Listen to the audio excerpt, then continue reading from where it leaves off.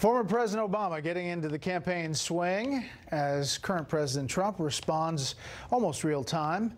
Let's bring in our panel and start there. Jason Riley, Wall Street Journal columnist and senior fellow at the Manhattan Institute. Molly Hemingway, senior editor at The Federalist. And Charles Lane, opinion writer for The Washington Post.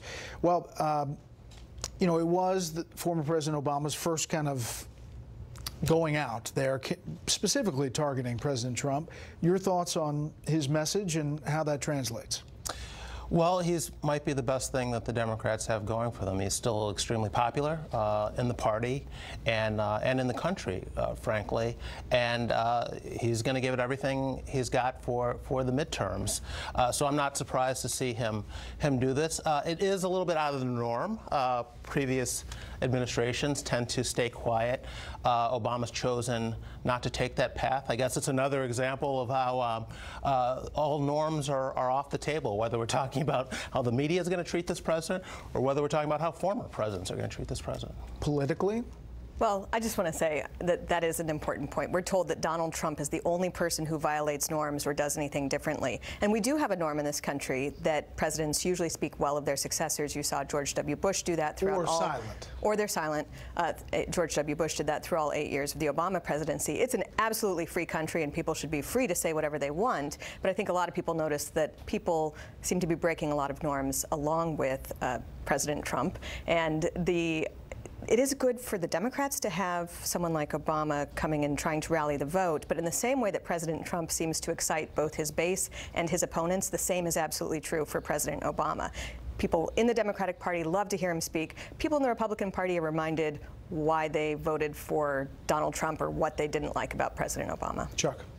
Well, the catch-22 in a way here for President Obama is that if he were to go out on the campaign trail and not mention Donald Trump, no one would be interested, because the whole election is a referendum on Donald Trump. And the most motivating campaign theme for Democratic voters is resistance to Donald Trump. So in a way, there's no point campaigning unless you're going to break this long-standing norm, because it's the only issue in the campaign. I tend to agree with, I guess, both of my colleagues here that it's possibly a net plus for the Democrats to have him back out on the trail, particularly among African-American voters, who are going to be a key part of their coalition in some of these southern states. So I think we're going to see more of him. Here he is talking about media. I complained plenty about Fox News, but you never heard me threaten to shut them down or call them enemies of the people. Now, he had some interesting lines there, Jason. This is not whataboutism. It is just truth.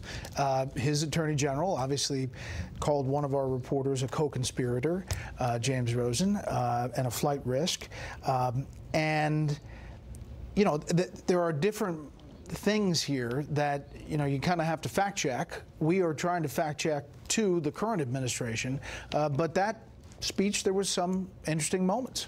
Well, I guess the biggest pushback I would have to what President Obama just said was that he didn't have to worry about criticism coming out of Fox News, because he had every other network in his pocket for 8 years, just like previous Democrats have had. So the idea that he wasn't overly concerned with what Fox was saying, to the extent that it was true, and as you just said, it's not entirely true.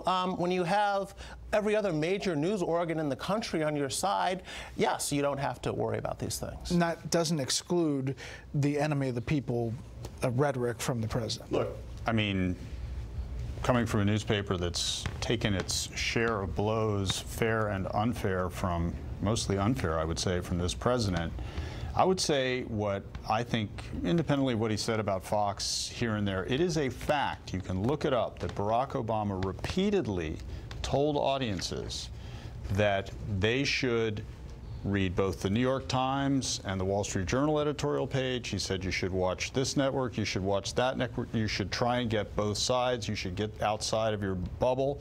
He told student groups, I believe Howard University was one, he rebuked them for not permitting certain controversial speakers. He supported the idea that conservatives should